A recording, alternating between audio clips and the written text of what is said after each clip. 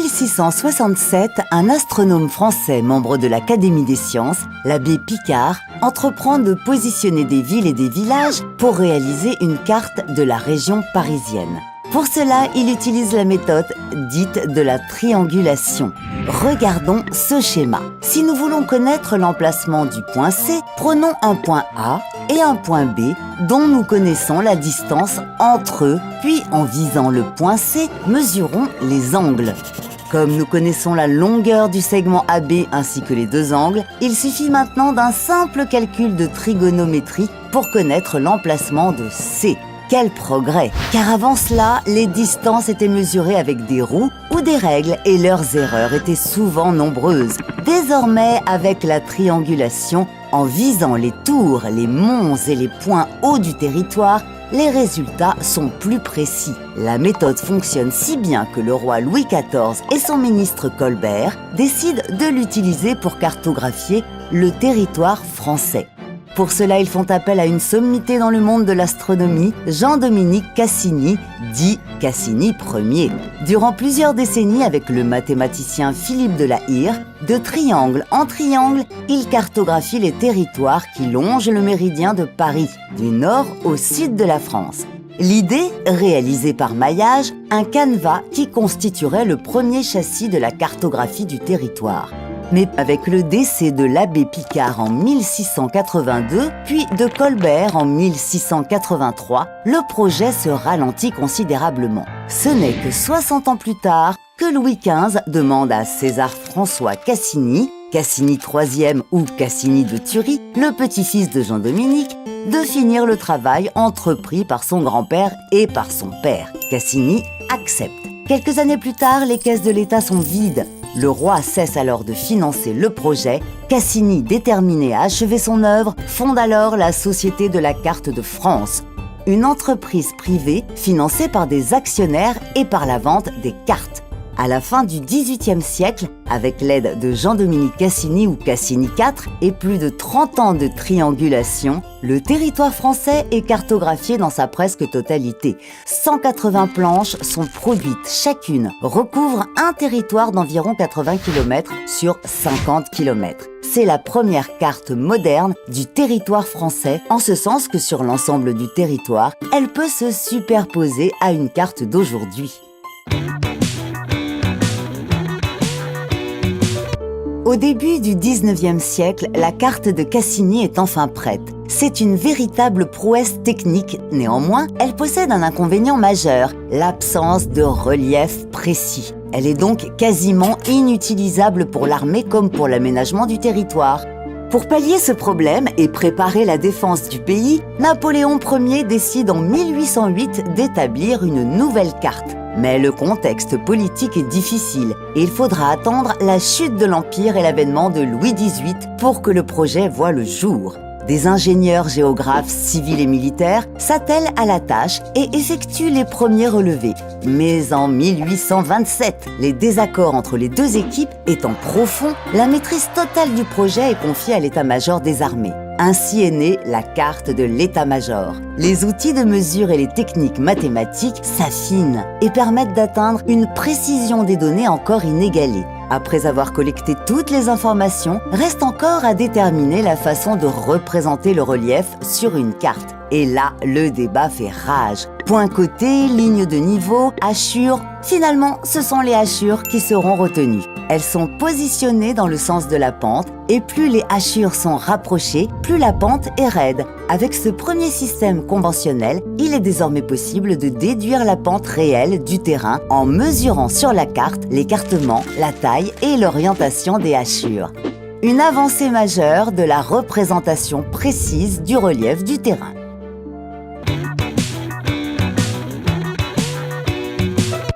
En août 1826, l'ingénieur français Nicéphore Niepce prend la première photographie de l'histoire, le point de vue du gras. Invention majeure, il est désormais possible de réaliser une image sans la dessiner. Et ce n'est pas tout. En 1903, les frères Wright, pionniers de l'aviation, réalisent avec leur avion nommé le Flyer le premier vol motorisé contrôlé de l'histoire. Alors, pourquoi ne pas combiner ces deux inventions afin de réaliser des photographies depuis là-haut ? Très vite, avec la Première Guerre mondiale, cette discipline se développe. Quoi de plus pratique en effet pour observer les mouvements de l'ennemi que de prendre des photos aériennes? Mais revenons à la cartographie. À la fin du 19e siècle, une autre invention voit le jour, celle du stéréoscope, un petit appareil qui permet de voir en relief grâce à l'utilisation de 2 illustrations ou 2 photographies. Cette technique associée à la photographie aérienne permet donc d'obtenir des images en relief du territoire. La photogrammétrie aérienne est née. Encore une avancée clé. Dorénavant, pour cartographier le territoire, il suffit de prendre des photos aériennes et de les utiliser afin de réaliser un modèle de terrain. Dans les années 1950, l'IGN, l'Institut géographique national, décide de photographier l'intégralité du territoire français pour le cartographier à partir des photos. Plus rapide et beaucoup plus précise que les techniques utilisées auparavant, la photogrammétrie aérienne permet de réaliser cette carte de France en 25 ans seulement, alors qu'auparavant, il aurait fallu plus d'1 siècle. Belle évolution!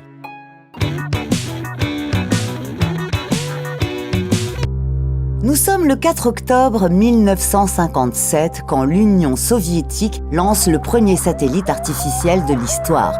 Le début de l'ère spatiale commence. Depuis, des milliers de satellites ont été placés en orbite autour de la Terre. Ils ont plusieurs usages: télécommunications, prévision météorologique, renseignements, océanographie, altimétrie. Certains remplissent des missions fondamentales pour la cartographie. Les satellites de positionnement, par exemple, qui permettent de se localiser et de déterminer des coordonnées, vous savez, les fameux GPS, ou encore les satellites d'observation de la Terre qui prennent des images de notre planète transmises sous forme d'ondes. Ils permettent de décrire les reliefs du territoire en mesurant les décalages géométriques entre 2 images du même lieu prises sous des angles différents. Ou encore, d'analyser la nature des sols. Exemple, nous voulons savoir si dans cette partie du globe, il s'agit d'eau ou de terre. Pour cela, il suffit d'analyser la composition des ondes de la lumière du soleil que la surface terrestre renvoie vers le satellite. Le premier satellite d'observation de la Terre français, Spotin, a été lancé le 22 février 1986. Pour accompagner cette évolution, l'IGN, l'Institut géographique national, crée au début des années 90 un service spécialisé qui se développe conjointement avec les satellites d'observation de la Terre. Après les satellites Spotin A7, je vous présente les satellites Pléiades, qui permettent à 700 km d'altitude d'obtenir des images presque aussi détaillées que celles fournies par les avions. IGN combine des connaissances de pointe pour développer un savoir-faire unique dans le domaine de la géométrie des images satellitaires et de la production de cartographie spatiale.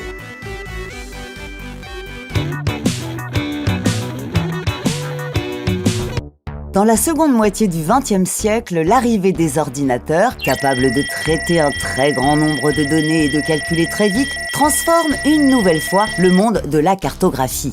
Dans les années 1960, l'IGN s'équipe d'un ordinateur performant pour réaliser des calculs dits géodésiques, qui précisent la forme de la Terre. L'ère du numérique commence. Dès les années 70, l'Institut se munit également de tables traçantes. Regardez, elles dessinent les cartes toutes seules. Avant, les cartes étaient dessinées par les cartographes à la main sur du papier. Elles étaient longues à concevoir et difficiles à partager. Mais avec ces tables, tout change. Dorénavant, il est possible de travailler sur des cartes numériques qui seront ensuite dessinées par la table traçante. Ainsi, c'est plus rapide à fabriquer et la partager devient plus facile. Quelques décennies plus tard, en 2002, une nouvelle étape majeure bouscule une nouvelle fois les méthodes de travail. La première caméra numérique intègre les avions de l'IGN. Désormais, les photographies sont prises directement avec cette caméra, stockées sur des serveurs et travaillées numériquement. Quelques années seulement sont maintenant nécessaires à la réalisation d'une carte. Et une actualisation en temps réel n'est plus inimaginable. Autre innovation qui a bouleversé le rapport de la cartographie avec les utilisateurs, l'apparition des cartes numériques consultables en ligne, imprimables à façon, voire même modifiables par les citoyens eux-mêmes. Et oui, les utilisateurs deviennent eux aussi des producteurs d'informations géographiques.